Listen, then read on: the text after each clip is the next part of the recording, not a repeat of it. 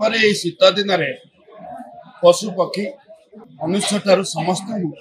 प्रबल थंडार थोड़ी था से समय शीतर बाद पड़ती देवादे आम गत 2 मास पूर्व देखु माँ मंगला को शीत होता शीत वस्त्र परिधान करते आज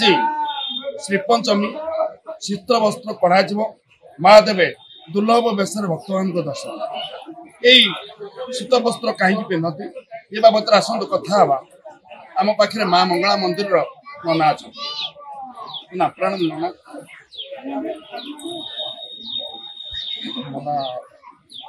पवित्र कुमार देखिए मो सेवायत मान संपादक रही आज पवित्र बसंत पंचमी ऋतुराज बसंतर आगमन ये पृथ्वी सौंदर्य विमंडिता ता संगे संगे आज माँ विशेष नीतिकांति किसी तात्पर्य रही ओढ़ण षष्ठी ठारू श्री पंचमी पर्यंत माँ घोड़ लगी अर्थात गोटे वस्त्र माँ वस्त्र माँ को आवृत करमती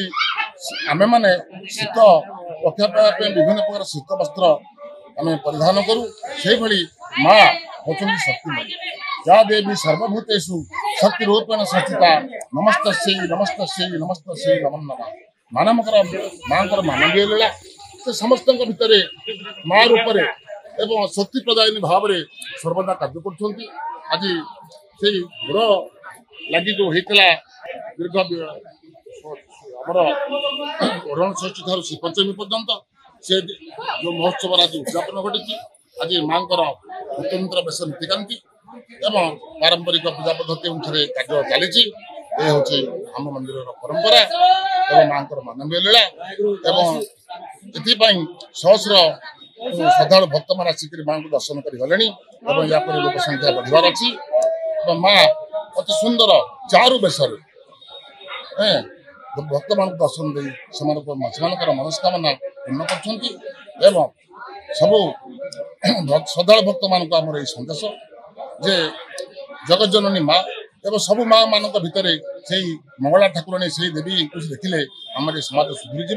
एवं सुंदर परिवेश सृष्टि हो संदेश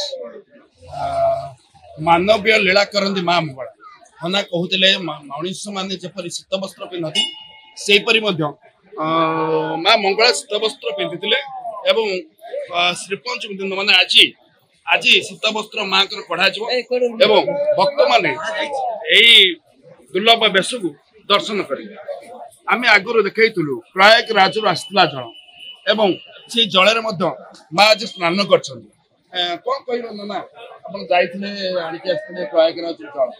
एवं आज माँ स्नान कर फर्स्ट बोर्ड में डिपोजिट करते प्रयाग जल से सुचारू रूप से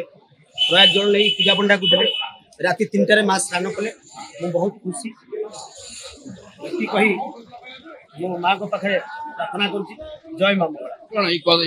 वर्ष आनी ना प्रत्येक वर्ष यही वर्ष आनी चेष्टा करी माँ जी मत